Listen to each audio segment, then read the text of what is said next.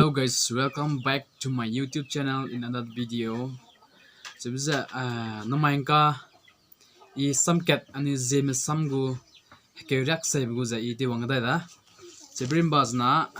nai reheme anuya January February ani saibu da simare da pozegna January February da zem ko na in kate wangda da. Sija January February ran suma so yang ni da samket sam panket irani bamda. Magam ka yu video te bia gikama pa te naga aya sit benzo cheba primba chokbida naga example te irang yan inda pujina video tidra kom dege aya kai mata da naga sit benzo cheba nang ne chile siu ko za sit benzo ku ku mebe ha nang ne chile siu lizo achima mahanga sit benzo ka cheda sipa ganzo che primba za na account pe na I kekada ngolak pa kekada challenge te be ha azana kizikre kusichuina ya kazing kai su anan kai su na himbe kusichu je kekada challenge ka gepe te be mako na kchingma ka gepe ja tat ka sang kusi ha naga sipenzo chigin mar samna ramagum de sandai da de ga hapwa buni rimra hange popung ranga teleko dungko kolo hit je chige panai da ka mik pe ko na kanala da sana ina account pe loda keta ka na challenge tes bangguda keta na je zoom na je bangguda makeka azang daga ite cha singayu makeka azang daga kap cha singu jab na ga panai ta ga aim bang ko he maket mai popung ta le ko puni popung ta ti ge porim da po di daga pelung bogilu je rima pelung let kusi pera nang na chi he daga chi ge kam mi pe panai ka mi pe chu da he mik pe kachuda chiga ka mik pe ko nala da yang hang ke pe pelung bogiti da pelung parai ka suira ha pelung bogiti ka kana pale gilu za pachai na pating ka na sang ja ram klak ko na jina pe uza pa mik se bam pe pa chalan se bam pe ma ka ta chasing za bam pe se pa ta chana gi na ting ka na sang ja kla to du za miraman kha ya toina miraman kha to ga ni ge zang cha da pa ta chasing za bam pe hang ke pe cha da daga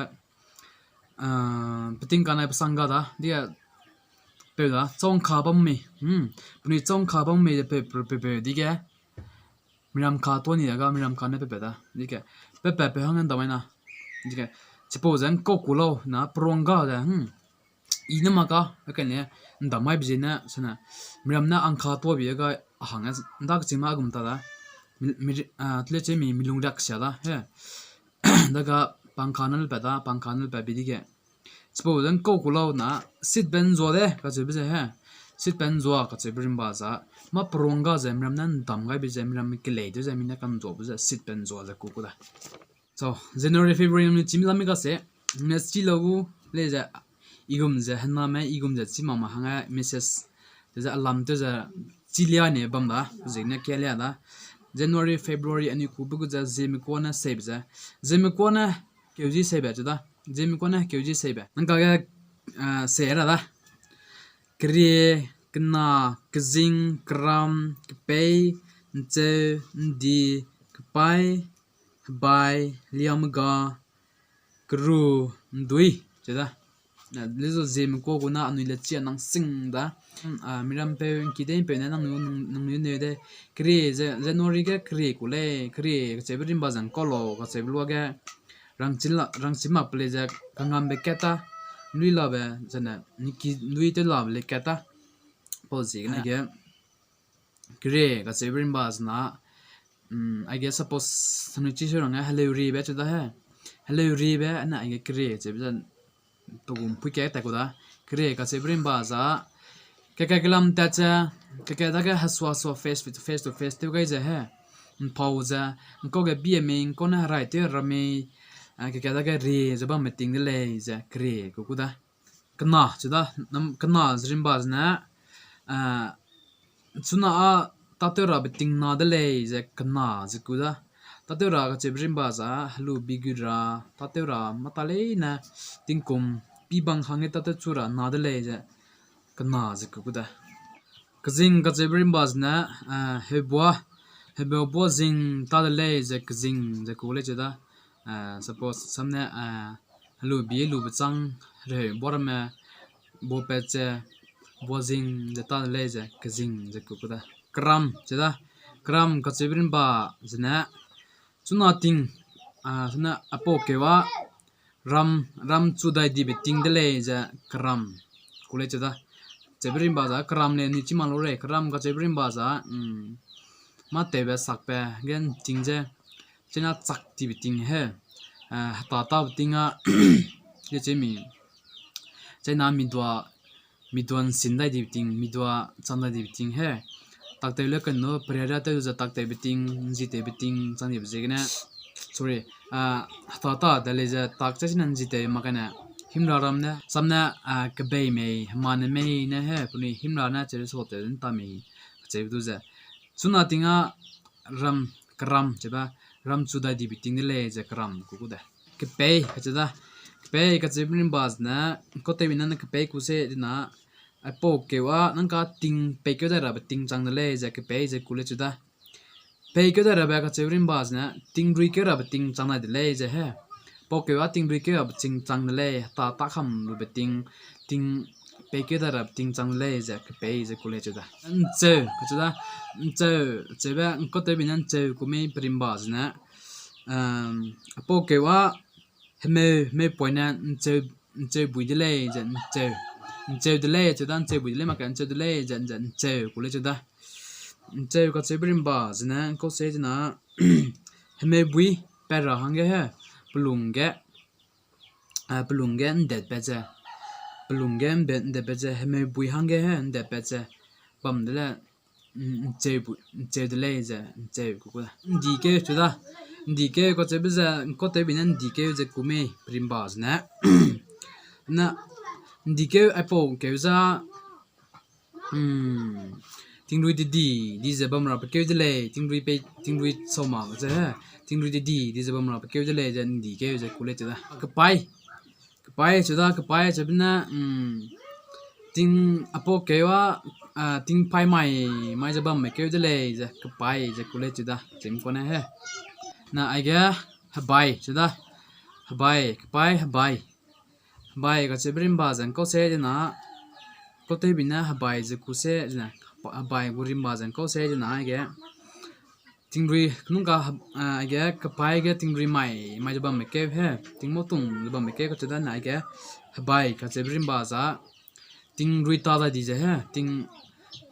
ting chempuang za ting bai da di mi ting bai da ni be ting de le je bai je ko le che da na ai ga liam ga ka che da liam ga te bi na liam ga ka chimen ta ka se di na liam ga che brim bang ko se di na ka liam ke da liam ka ga be ting de le je liam ga je ku che kuru che da kuru ka che brim ba je ko se di na kuru ka che brim ba je na nang ka po ke wa ga ra bu so ge kuru je he ka da je ba me ting de le je kuru je ku che but 12 December ka che brim ba na ndui ka da jim de se na ndui ka che brim ba jan ko se da di na po ke wa mi piak mi zo ndui je ba me ke de le jan ndui ku le da kan ndui ka che brim ba le chi ma ku le da ndui ka che brim ba da tle che mi ke ki kya ja che mi na ang se ke ki ang ham na dung ro ja he mi piak ndui ja kwai na sam sa ja sam cha sam sa ja kwai ne piam mi zo ndui ja sak ke de le jan ndui je ku da cha ni zim ko na Sunday Monday se ja I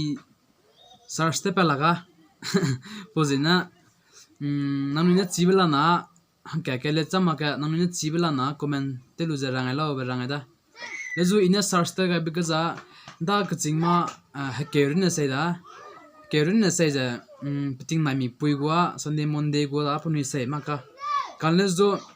ai ga anu nan ka use te zo ba me kelia da Sunday Monday Tuesday Wednesday Thursday Friday se bize ha ke ba da ga ramai hamamai damai sumai bamai rimai na kamai ka da lezu I think te kana nda chimna aiza kaidak mako anan kana anuina composta aiza totally composta aya te se ga ai skala ni Anui Christian hangna ga Sunday Monday mamsi haramaya ramanga le chego he chibjina aya anui Christian rin na ja haramai bamda he ram hang le ja bang le bang no kanazo anui rin na Sunday de ji Sunday Christian rin na Sunday de da he naga aya totally compose da le ja compose kana anui nangkana te chu da ram hanga za in ka ke beja haramai hamamai bam da mai sumai ba mai ri mai nai kam mai ka che da let's do da ka ching ma pike ma do punia lungsang lungja pike rin sai ja pike le ja punita te gun sab na sai bam ko he pojina Sunday Monday wa research te pala ka pojina nanui ka ga da ka chim gu do la le ka che ma le na ngya ja comment section ge nang ni comment te lo rang lo ja rang ai da ram te request ya da na nang ka rang ai bi ge samo ba sami bra me samna primba sa be ge sanju ni me na sa tomang me sa wang tama bole bam da puji na nang ni lung ne bla na comment se rang ai da inen dai ko nang ni rang tomang me sanju ni me sa sama me bi rang lo ja comment lai da